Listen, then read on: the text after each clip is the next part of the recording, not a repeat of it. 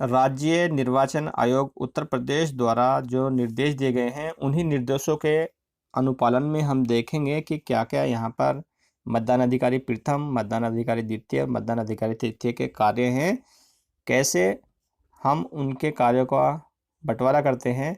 मतदान अधिकारी प्रथम क्या काम करते हैं, द्वितीय क्या काम करते हैं, तृतीय क्या काम करते हैं। देखिए, सबसे पहले हम मतदान अधिकारी प्रथम की बात करते हैं। मतदान अधिकारी प्रथम को हम पोलिंग ऑफिसर फर्स्ट के नाम से जानते हैं, जिसे शॉर्ट में हम पीओ फर्स्ट भी कहते हैं। तो क्या क्या कार्य हैं पीओ फर्स्ट के, आइए जानते हैं। वीडियो में आगे बढ़ने से पहले प्लीज़ एक छोटी सी रिक्वेस्ट है कि अगर आपने अभी तक चैनल को सब्सक्राइब नहीं किया है तो प्लीज़ चैनल को सब्सक्राइब कर लीजिए और साथ ही साथ बेल आइकन को भी प्रेस कर लीजिए, जिससे कि इसी प्रकार की वीडियोस के नोटिफिकेशन आपको आसानी से मिलते रहें। तो आइए वीडियो को शुरू करते हैं। सबसे पहले हम आते हैं मतदान अधिकारी प्रथम पर। यह अधिकारी मतदाता के प्रवेश करते ही उससे उसका नाम व वार्ड की जानकारी प्राप्त करेगा। देखिए, सबसे पहले जो मतदाता आता है वो मतदान अधिकारी प्रथम के पास ही आता है, क्योंकि मतदान अधिकारी प्रथम ही सबसे पहले बैठा हुआ होता है। जब मतदाता मतदान अधिकारी प्रथम के पास आता है तो मतदान अधिकारी प्रथम उससे उसका नाम और वार्ड की जानकारी प्राप्त करेगा एवं मतदाता सूची में जो मतदाता सूची दी गई है उसमें उसका नाम ढूंढेगा। देखिए, मतदान अधिकारी प्रथम जब उसका नाम ढूंढ लेगा तो नाम ढूंढने पर उसे तेजी से, बहुत तेज आवाज़ में उसे पढ़ेगा, जोर से आवाज़ में पढ़ेगा, क्योंकि जितने भी मतदान अभिकर्ता वहाँ पर खड़े हुए होते हैं वो सभी मतदान अभिकर्ता उनके नाम को सही तरीके से समझ लें, उनके नाम को सही प्रकार से सुन लें। अगर हम तेज़ी से, ज़ोर से उसके नाम को बोलते हैं तो सभी मतदान अधिकारी इस बात के लिए संतुष्ट हो जाते हैं कि व्यक्ति का नाम सही है। और अगर कोई भी मतदान अभिकर्ता किसी भी प्रकार की आपत्ति नहीं करता है तो उसके नाम को रेखांकित करते हैं मतदान अधिकारी प्रथम, और यदि महिला मतदाता है तो उसके नाम के सामने सही का चिन्ह भी लगाया जाएगा। देखिए, यहाँ पर दो चीज़ें हैं। अगर पुरुष मतदाता है तो केवल उसके नाम को रेखांकित किया जाएगा, और अगर महिला मतदाता है तो नाम को रेखांकित तो किया ही जाएगा, साथ ही साथ उसके नाम के सामने सही का निशान भी लगाया जाएगा। तो यहाँ पर दो चीज़ें हैं, रेखांकित करना है और नाम के सामने सही का निशान लगाना है। अगर पुरुष है तो केवल रेखांकित करना है, नीचे लाइन खींचनी है, और अगर महिला है तो लाइन रेखांकित तो करना ही है, साथ में सही का निशान भी हमें लगाना है। यह अधिकारी मतदाता के बाएं हाथ की तर्जनी उंगली में अमिट स्याही का निशान इस प्रकार लगाएगा कि आधा निशान उंगली के नाखून और आधा उंगली पर रहेगा। देखिए, जो हमारा निर्देश है राज्य निर्वाचन आयोग का, उसमें बिल्कुल स्पष्ट ये लिखा गया है कि मतदान अधिकारी प्रथम ही अमिट स्याही का निशान भी लगाएगा। लेकिन कहीं कहीं जो हमारे पीठासीन अधिकारी होते हैं वो अपने हिसाब से जो स्याही लगाने का कार्य है वो दूसरे को दे देते हैं, लेकिन जो राज्य निर्वाचन आयोग का निर्देश है उसमें मतदान अधिकारी प्रथम को ही अमिट स्याही का निशान लगाने के लिए दिया गया है। और निशान भी किस तरह से लगाएगा कि आधा निशान उंगली के नाखून पर और आधा अंगुली पर रहेगा, जिससे कि अगर कोई उसे इरेज करना चाहे, आसानी से हटाना चाहे तो, क्योंकि अगर नाखून पर होता है तो आसानी से हट जाता है, लेकिन जब स्किन पर आ जाता है वो निशान जल्दी से नहीं हटता है। तो इस तरह से हमें निशान लगाना है कि वो आधा उंगली पर रहे और आधा उसके नाखून पर रहे।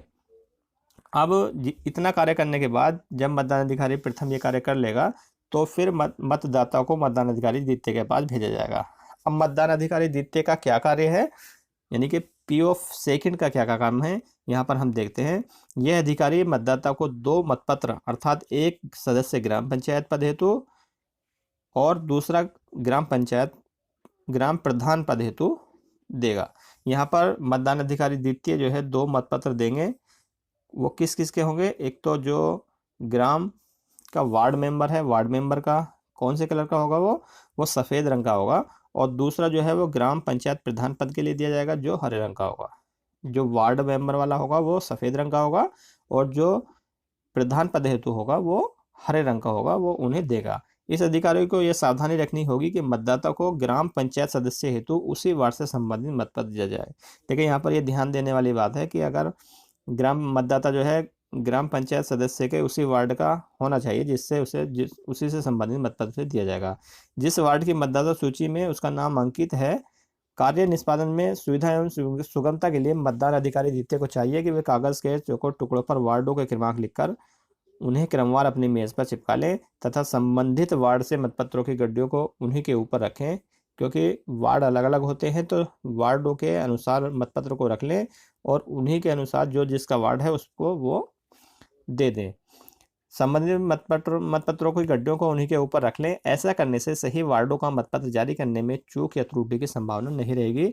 यह अधिकारी मतदाता सूची में अंकित मतदाता का क्रमांक ग्राम पंचायत सदस्य पद के लिए उसे दिए गए मतपत्र के प्रतिपर्ण में दर्ज करेगा। देखिए, जो प्रतिपर्ण है उसमें भी दर्ज करेगा और प्रतिपर्ण पर मतदाता के हस्ताक्षर या अंगूठा का निशान भी लेगा। यह अधिकारी इसी प्रकार मतदाताओं को प्रधान पद के लिए दिए गए मतपत्र के प्रतिपर्ण पर मतदाता सूची का क्रमांक दर्ज करेगा और प्रतिपर्ण पर मतदाता के हस्ताक्षर या अंगूठा निशान लेगा। यदि कोई मतदाता प्रतिपर्ण पर हस्ताक्षर करने से या अंगूठे का निशान लगाने से मना करे तो उसे मतपत्र नहीं दिया जाएगा। देखिए, बिल्कुल स्पष्ट यहाँ पर दिया गया है कि यदि कोई मतदाता प्रतिपर्ण पर हस्ताक्षर करने से या अंगूठे का निशान लगाने से मना करे तो उसे मतपत्र नहीं दिया जाएगा। प्रतिपर्ण पर हस्ताक्षर कर दिए जाने या अंगूठा निशान दिए जाने के बाद यह अधिकारी मतदाता को मतपत्र मोड़ कर देगा। देखिए, यहाँ पर बिल्कुल साफ दिया गया है कि मतपत्र को मोड़ कर देना है और साथ में मत अंकित करने के लिए रबर सील स्याही लगा कर देगा। उसे प्रथम मतदान कक्ष में जाकर मत अंकित करने तथा उसके बाद बीच में मतपेटी क्रमांक 1 में मतपत्र डालने के बारे में समझा देगा। मतपत्र को पहले खड़ा और बाद में पढ़ा करके मोड़ा जाएगा। लेकिन यदि निर्वाचन लड़ने वाले अभ्यर्थियों की संख्या 6 या 9 से अधिक अर्थात 12 या 18 हो तो इस कारण से मतपत्र 2 खानों में छपा होगा, तब उसे पहले अर्ध भागों के बीच से खड़ा मोड़ा जाएगा, तत्पश्चात दोनों भागों को मोड़ने वाली छायांकित खड़ी रेखा के ऊपर मोड़ा जाएगा। देखिए, यहाँ पर ये बात किस लिए बताई गई है, क्योंकि जब मतदाता जो सील है वो लगाते हैं तो वो सील जो है जब अगर वो अच्छे तरीके से नहीं मोड़ा जाता है तो वो दूसरी जगह पर जो है दिखाई देती है। यानी कि जब सील का जो कलर है वो दूसरी साइड में आ जाता है, जिससे ये पता नहीं चलता है कि मतदाता किसको मत देना चाह रहा है। तो उससे बचने के लिए अगर हम खड़ा करके उसे मोड़ते हैं तो उसी के सामने वो सील आती है, जिससे जो मत है वो उसका बेकार नहीं जाता है और वो सही मतपत्र में उसकी गिनती हो जाती है। तो इस बात का भी हमें ध्यान रखना है कि मतपत्र को सीधा खड़ा करके मोड़ा जाए और बाद में तब हम जो है उसे हॉरिजॉन्टल मोड़ेंगे और इतना कार्य करने के बाद उसे हम दे देंगे और उसे जो मत अंकित करेगा तो उसे मोड़कर निर्धारित मतपेटी में डालने के लिए उसे कहेंगे कि जो उसकी निर्धारित मतपेटी है उसमें उसे डालना होगा। और मतदान अधिकारी सेकंड का जो कार्य है उसे पूरा करने के बाद फिर मतदान अधिकारी द्वितीय के पास से भेज दिया जाएगा। अब बात करते हैं मतदान अधिकारी तृतीय की, पीओ ऑफिसर से थर्ड की। इस अधिकारी का कार्य मतदान अधिकारी के समान ही है। जो मतदान अधिकारी सेकंड है, पीओ सेकंड है, उसी के अनुसार इसका भी कार्य है। अंतर केवल इतना है कि अधिकारी क्षेत्र पंचायत सदस्य के लिए नीले रंग का मतपत्र तथा जिला पंचायत सदस्य के पद के लिए गुलाबी रंग का मतपत्र देगा। जैसा यहाँ पहले हमने वार्ड सदस्य और प्रधान पद के लिए हमने मतपत्र दिया था, तो उसी तरह से यहाँ पर जो है 2 तरह के मतपत्र मतदाता को दिए जाएंगे। कौन कौन से हैं? पहला है हमारा क्षेत्र पंचायत सदस्य का नीले रंग का और जिला पंचायत सदस्य का गुलाबी रंग का मतपत्र देगा। उसमें प्रत्येक प्रतिपर्ण में मतदाता सूची में अंकित मतदाता का क्रमांक दर्ज करेगा और प्रतिपर्ण पर मतदाता के हस्ताक्षर अंगूठा निशान लेगा। यह अधिकारी मतदाता को यह भी समझा देगा कि वह दूसरे मतदान कक्ष में जाकर अपना मत अंकित करे और निर्धारित मतपेटी में मतपत्र डाले और निकास के लिए इंगित रास्ते से बाहर निकल जाए। तो इस तरह से हमने देखा कि तीनों मतदान अभिकर्ताओं के क्या क्या कार्य हैं। अगर मतदान अधिकारी 4 भी आपके पास है, यानी कि पीओ 4 भी आपको दिया गया है, पीओ 4 अगर आपके पास है तो ये क्या कार्य करेंगे? यहाँ पर देखिए, ये अधिकारी 4 स्थानों पदों पर निर्वाचन की स्थिति में मतदान अधिकारी 4 के रूप में तथा 2 स्थानों पदों को निर्वाचन की स्थिति में मतदान अधिकारी 3 के रूप में कार्य करेगा।